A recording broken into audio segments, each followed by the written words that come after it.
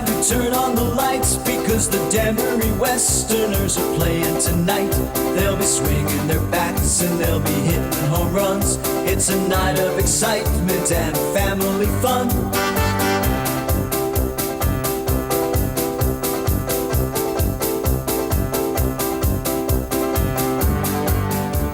Welcome, sports fans, to another edition of Westerners Roundup.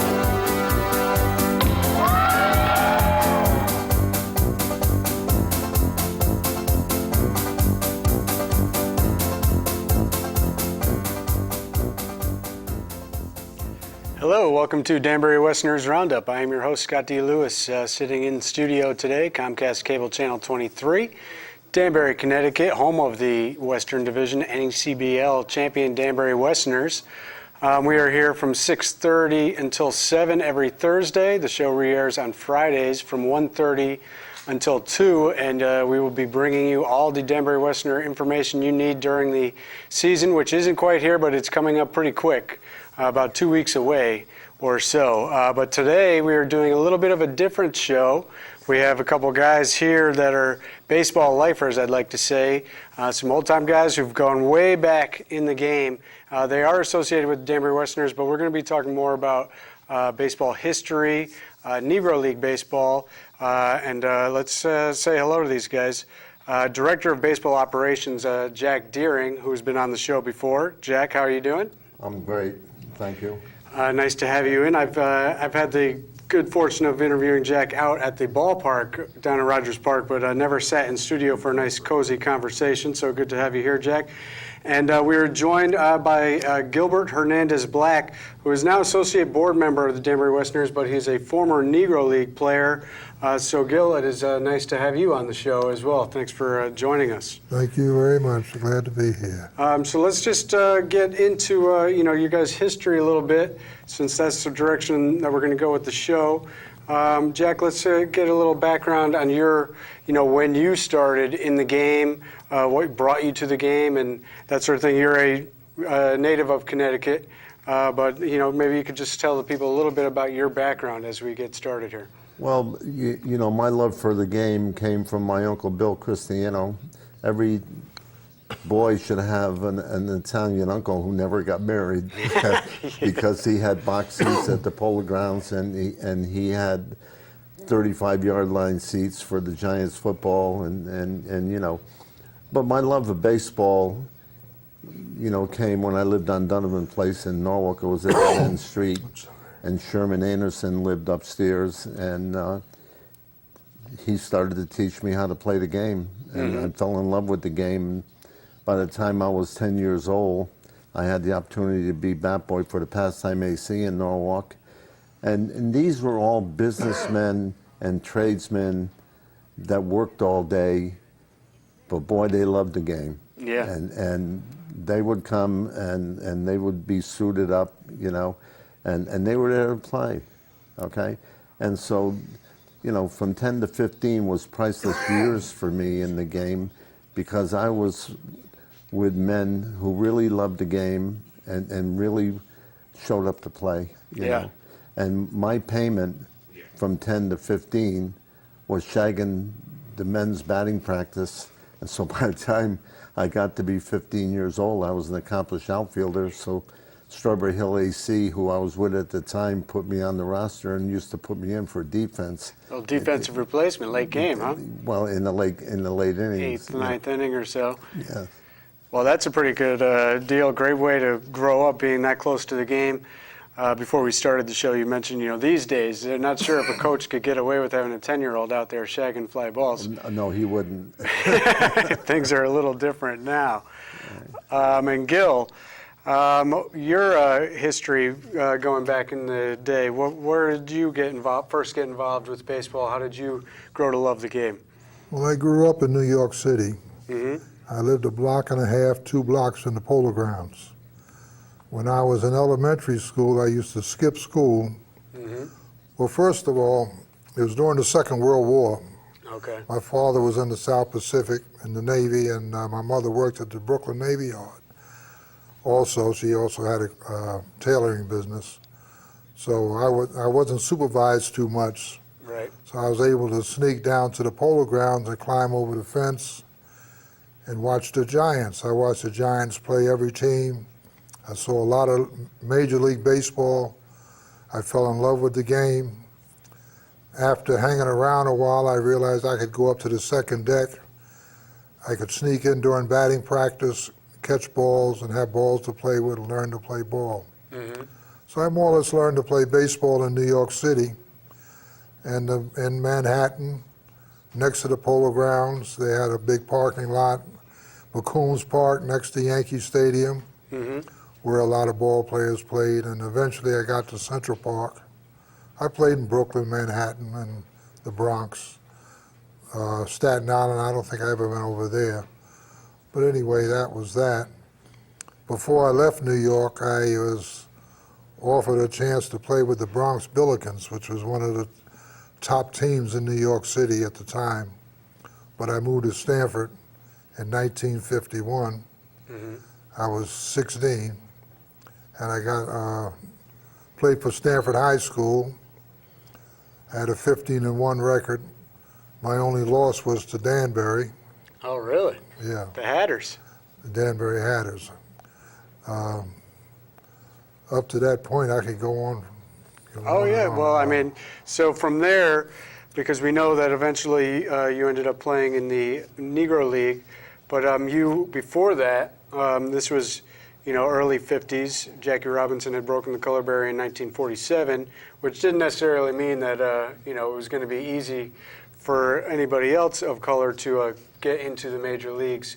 But it was, a little bit of an opening there, and you ended up playing in minor league baseball for the Indians organization, West No, Palm? that was West Palm Beach, and West Palm Beach was an affiliate of the Braves. Oh, it was the Braves. I'm Yeah. sorry. Okay. And Jack informed me today that it used to be the place where the Cleveland Indians used to have spring Okay, training. Before they moved to Arizona, because I was there in '55, because Bill Steineke was our manager, and I was originally taken by Jim Turner with Detroit in Lakeland, and then the Florida State League expanded, and so every team had to give 3 players of quality, and so from Lakeland I was sent down to West Palm Beach.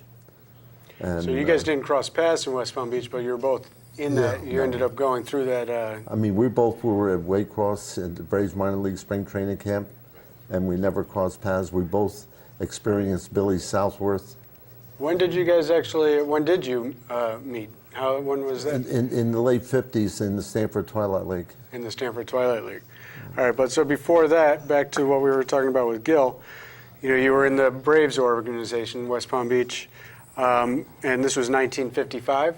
55, yeah. And at that time in the minor league, you played for part of the season, a full season, I played a couple of games for West Palm Beach. and it was But well, you Let got- me say how I got to sign with the Braves. Okay, yeah. When I was a junior in high school, I played against one of the Braves' top farm clubs, and this team from New Haven called the New Haven Indians got me to pitch the game, and I pitched the game against the Braves farm club and beat them. And then they got me to pitch another game against a Boston team called the Hobos, and I beat them. But there were scouts in the stands who were interested in me, but in order for me to play those games, because I was in high school, I had to change my name to Kenny Hart. Oh, So I pitched those games. I pitched those games under a false name, and nobody knew who I was. Wow. So when the newspaper called me up in Stanford one day, Mo Magliola of the Stanford Advocate called me and asked me did I want to go to a Braves tryout camp. I said yes. So he gave me money, and I found somebody to drive me to Meriden where it was. I went there, and as I got my bag going to the dressing room, I passed the manager of the Braves farm club, and he looks at me and says, "I've been looking for you. Where you been?" So anyway, I pitched a couple of innings there. They liked it, and they sent their head scout, the Braves sent their head scout, Jeff Jones, down to sign me a couple of days later, and he signed me to a contract with the Braves. And in addition to that, there were also Cleveland scouts at those games that I pitched. And the next day, I'm over the bowling alley, and I get a phone call at the bowling, because the scout had called my house first. And my mother said, well, he's over the bowling alley. They call the bowling alley, and the guy, Licky, says, hey, Gil, you got a phone call. I go to the phone, it's the Cleveland Indians. They offered me a major league contract to play in the majors. You could play in there, you could play minor league one year and go to the majors the next. And I wasn't able to do that because I had signed with the Braves a couple of days before. So anyway, I went down to spring training with the Braves. The Braves sent me to West Palm Beach. Stanicky at West Palm Beach released me, and Proctor was the only other black player on the team. We were roommates. Just you and one other. One other. Black You got player, rid okay. of both of us. And 2 years later, Proctor's playing for the Detroit Tigers. And I went to play for the Clowns the next year. So the reason, though, that they released you was because there were still a lot of difficulties related to having colored players on the team. You know, getting hotels, allowing you into restaurants, things of that nature. Is that what you were dealing with? And also, I went to town while I was in West Palm Beach looking for a place to eat. I found a place to eat, and I met different people there, and they wanted to come to the game. When they came to the game, they had to sit way out in right field. Blacks couldn't sit in the grandstand in West Palm Beach. So that was another discouraging thing. I mean, if you have fans rooting for you, it's another story. You know? So, I mean, how difficult was that at that time? It was not really all that long ago, really, but it was a while ago now, and things were much different. But, I mean, what were some of the worst things maybe that you dealt with, or what did you see, and how difficult was it for you to deal with, knowing you had the talent, but just because of your color, there was roadblocks up in Well, here's front of you? one thing. In Biloxi, Mississippi, I was playing center field for the Clowns, and the sheriff's car pulled out onto the field, stopped the game. The sheriff got out the car, stopped the game, walked past the pitcher's mound, walked past the shortstop, and was walking out to center field where I'm playing. Well, I'm a light-skinned black, and he walks all the way out there, took off my hat, and he looked at me, turned around, walked back, got in the car. And what happened was somebody called the police and said there's a white boy out there playing with black boys. Wow. So that was And this was with the Indianapolis Clowns, the Negro League team that you played with after leaving West Palm. Right. So playing in that league, who were some of the players that you played with that we might, possibly? Well, have heard of? Choo Choo Coleman, who caught for the Mets. He played with the Clowns. He went to Philadelphia, and then he went to Then he went to the Mets. Like I said, Jim Proctor played with Detroit. Another guy played with Montreal, Du Bois, and oh boy, the name I have on the paper there. Claude Raymond, he played for Montreal and Du Bois. Those guys went and played Major League Ball. And I was like one of the #1 touted pitchers at spring training with the Braves, but Stanicky cut me short. Right. And from there, you went to the Indianapolis Clowns. Right. Going back before then, how old were you in 1947 when Jackie Robinson did break that color barrier? Well, I'm born in '34, so. So quick math would have us at what, 14, 13? Something like that, yeah. I was born in '34 at the same time. I was born in August. What month were you born? Huh? Christmas. I'm born in Christmas Day. Well, So Jack, you got him by a few months. I'm his senior. But when you're talking about what Gil went through, okay, Curt Flood asked Gussie Bush Sr. if he could speak to him, during Curt Flood's time, and that was in the 60s. Late 60s, right? And so Mr. Bush loved his Cardinals, and he was there every day for spring training because he could talk to the players, you know. And so Mr. Bush said to him, you know, what's the problem, Kurt? He said, well, you know, us black players have to live in the outskirts, and we don't have the same quality of life that the white players have. Mm-hmm. And he says, Kurt, I'll take care of that tomorrow. And you know what Gussie Bush Sr. did? What did he do? He bought a hotel in St. Petersburg, Florida, and he put his team in it. Nice. Now that's an owner for you. Well, yes. Taking care of his players. But you know, he cared about his players. Right. Okay. And that was the thing. I mean, you know, there was a lot of bad things going on, but there was also some good things going on in baseball and in the world where people were lending their support and trying to stand up and help, you know, you guys out. Both Jack and I, when we were at West Palm Beach, he experienced it too. The black players slept on the porch, and the white players slept inside the building. Mm-hmm. I mean, and that was at Waycross, Georgia, because in 1953, when I was invited by the Braves to come to Waycross, and I took a 30-day leave, okay, I got there at midnight, and when I woke up in the morning, sea of white and they were old army barracks, okay, and on the screen porches is where the black players slept, Right. screen porch, Screen. okay. Yeah. And so, you know, it was uncomfortable for all of us. Yeah, very uncomfortable. Because I'm time. from the north, and you know, It wasn't as big a deal. my mother raised us colorblind, Right. okay?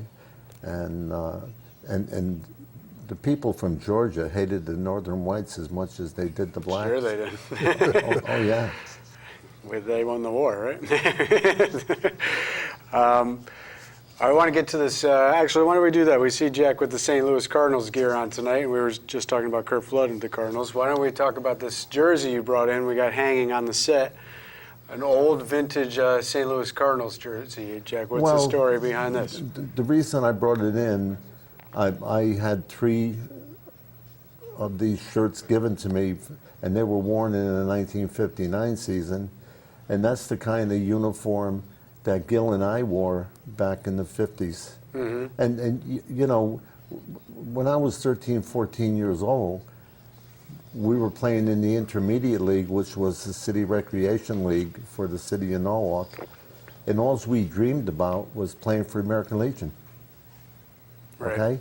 And then, you know, once we got old enough to play for the American Legion, and I made post 12 in Norwalk in 1950, I played center field for them in 51, okay? And then I quit school to join the Air Force because I wanted to play baseball and I didn't want to get drafted. Because if you got drafted, you know, it just would have. But anyway, joining the Air Force, and I was very fortunate to be shipped to El Paso because that's warm weather year round. Sure. Okay, and I played for a Mexican team in the city of El Paso, and I played in the Southwestern Semi-Pro tournament, you know, and that's how I got invited to the Braves minor league spring training camp. But all that experience that I gained, you know, in the Air Force, you know, playing against players that are better than me, and that's the only way. That's the only way you can get better. You don't want to play against your equal. You want to play against The older kids and the better kids. absolutely, okay. And you know, one game, the first baseman was Lamar McCann. He was the quarterback for the Chicago Cardinals. Wow. And he was in college at the time, and he was playing in the Southwestern, wow. you know, so. And some of the other big experiences you've had in baseball, you worked, was it about 20 years as a bird dog for the Giants? Yeah, I worked 20 years, 1958 to 1978. And, you know, Central Scouting really phased us out, the Bird Dogs. And you know, I got a call from the scout I was working for, Sal Margaglione. He said, look at Jack, I want you to go down to Stanford and I want you to take a look at Bobby Valentine. Bobby V. Yeah, because back in One of those the greatest days, athletes in the back history of the those state of days, Connecticut, right? Yeah, back in those days, the scouts really focused on high school players. today they're not so fortunate, okay, because they don't focus on high school players anymore. They just focus on the players that go to colleges and universities and make the teams there in Division I, II, and III. So it's a little different. Back to you, Gil, what I was going to ask before. In 1947, what was it like for you, for friends of yours, your family, to see Jackie Robinson break that color barrier? Well, all that was great. I mean, of course, I lived in a black community, and with Joe Louis and Jackie Robinson and the track star Jesse Owens. Jesse Owens. Yeah. Right. You know, we all were very happy about that. Yeah. And of course, Franklin Roosevelt. Oh, yeah. Yeah, I mean, FDR. those people could do no wrong. So that was obviously a great moment, but still it wasn't, you know, like I mentioned before, it wasn't like the floodgates were open. No. I used to play ball in McCoon's Park, and after Yankee Stadium used to let out after the games, all the fans, not all the fans, but many of the fans would walk across the viaduct to get with their cars and transportations and stuff, and they would humiliate us down on the fields next to the Yankee Stadium. They would be laughing at it. Well, you gonna be another Jackie Robinson? This. Right. You know,